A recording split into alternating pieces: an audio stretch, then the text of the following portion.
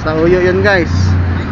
So grabe talaga. So yun, maraming salamat guys, maraming salamat. So bye bye.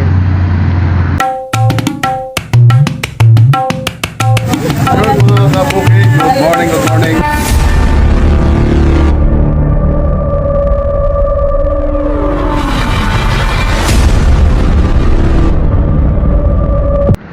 Dito tayo ngayon sa Valenzuela. So galing tayo kanina ng Mingkawayan guys. Tapos ang deliver natin ay papuntang Puntorin. Puntorin, sa unahan ng Puntorin pa, hindi mismong Puntorin. Caloocan area na po siya, pero sa side ng Puntorin. Kaya ang nakalagay sa address, Caloocan, Valenzuela. Kasi parang boundary ang Caloocan at saka Valenzuela sa Puntorin area. So guys, nandito tayo sa ngayon, Valenzuela pa rin. Kasi nakakuha tayo kanina. Pag drop natin galing Mingkawayan, pag drop natin sa Puntorin ay may konting oras lang nakakuha tayo papunta naman ng Pio, Valenzuela. Dito bandang sa may Karuhatan yun guys. Patima, Patima area, Valenzuela.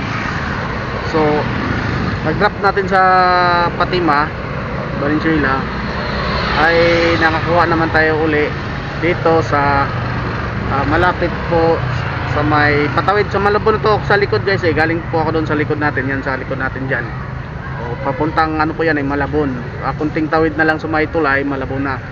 So ngayon po guys, nag-update po tayo. Dito naman po ako sa sa likod po ng People's Park. So yun. So People's Park ng Valenzuela. So ipapakita ko ninyo, sa likod nga lang tayo, wala tayo sa harapan guys, no? Kasi sa harapan doon yung sa may MacArthur. Sa likod lang tayo. Ito.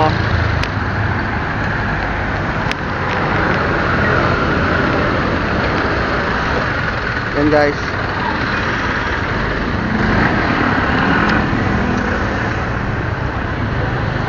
Yan, yan po yung natawag sa People's Park. Matagal na panahon ay namasyal din kami dyan sa area na yan, sa People's Park. Siguro year 2000 2012 o 13, mga ganun, yung People's Park na yan. Pero doon sa harapan, hindi sa likod. Nandito kasi tayo sa likod guys so yung pick up natin dito guys na bisikleta, ito nga po, kung makita nyo yan, pambatang bisikleta po yan. Pambatang bisikleta po yan guys, papuntang San Mateo. So yan po yung drop ko kanina doon sa Patima, sa Pio, Valenzuela, ay na pick up ngayon papuntang papuntang San Mateo, Burgos. So guys, samahan nyo ako sa biyahe. Hindi ko alam kung ano kasi wala pa akong gas. Hanap muna ako ng panggas guys, gas station. So sa totoo lang, gutom na. Dahil umalis tayo doon alas 11, hindi pa tayo nang kumain. Anong oras na? 6:14, kasagsagan ng traffic guys. Kaya yun, San Mateo ito 1 kilometer.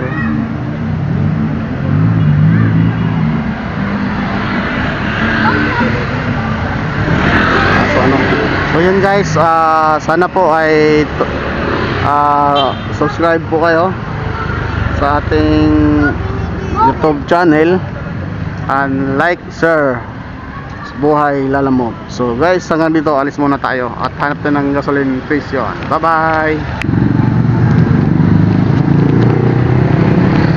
guys, nandito na tayo sa GNT De Leon, Valenzuela, no? Robinson, GNT De Leon, dito po yan sa malapit sa One Mall.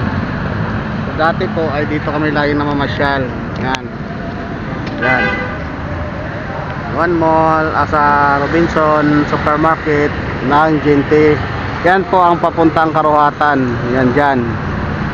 Tapos yung dito sa likuran naman, yan, papunta naman yan ng Cogong, Valenzuela, Santa Cateria, yan, Mindanao Avenue. Yan dyan, Karuhatan, One Mall. So So dito muna ako guys sa may gas station. Kasi nga kanina ay nagpagas nagpagas muna ako guys dahil pauwi tayo ng San Mateo. Ito po ay San Mateo na yung dala ko bisikleta. So kailangan ko lang ng kasabay ng pauwi ng San Mateo. Guys, ano nangyari kay Lalamove? Sobrang baba guys oh.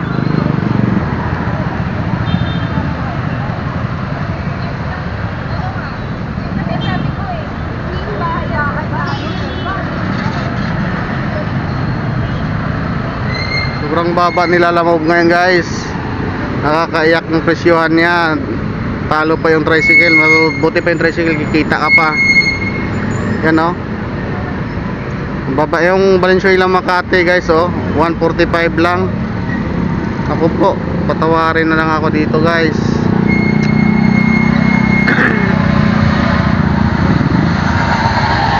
Yan oh. Grabe guys, napakabarat ng ano ngayon guys. Napakabarat ni Lalamove. No, sobrang ano, parang buti siya, kaltasin lang siya ng kaltas. Ako guys, nakadalawang karga na ako guys. Ibalik kanina 150. Tapos ngayon guys, nagkarga ako ng 100. Ibalik 250 na po yung gas ko. Kasi dinaabot yung gas ko na kinarga ko kaninang umaga na 150. Hindi naaabot na babalik pa ako ng San Mateo o Montalban, Rizal. Kaya guys, nagpakarga muna ako. Tapos mamaya maghintay lang ako ng kasabay nito guys. Kasi wala, talong pag wala tayong kasabay nito guys. Pero kung wala talagang kasabay hanggang alas 9 guys, ay uwi na tayo. Kasi nga po wala na naman tayong magawa. Uwi ka rin naman, di kargan natin to. Kaya nagpalipas lang po ako ng traffic. Kasi ganitong oras matraffic pa talaga guys.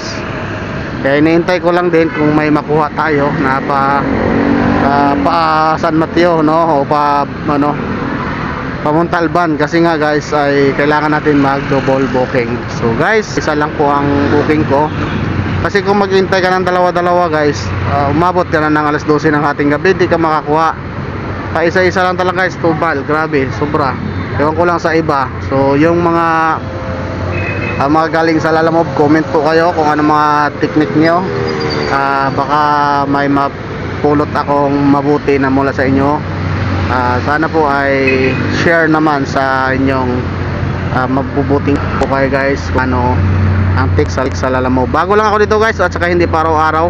Siguro ano pa lang ako nito 3 months o 3 months pa lang ako dito guys. Pero hindi naman araw-araw, minsan 2 weeks bago masundan. Tapos biyahe, minsan hindi pa magkasunod-sunod yan guys. Hindi pa yung magkasunod-sunod, napapagod pa. Minsan sa isang buwan siguro naka 2 o 3 biyahe ka lang no? Hindi pa sunod-sunod, pa isa-isa pa. So yun, hindi ko alam kung anong technique nito, kung paano. Kasi tingnan yung baba nyo talaga 58, may 48, may 41, may 35. Nangyari na nito guys. Yan o, pick up no? Yan yun o. Sa Uyo yun guys.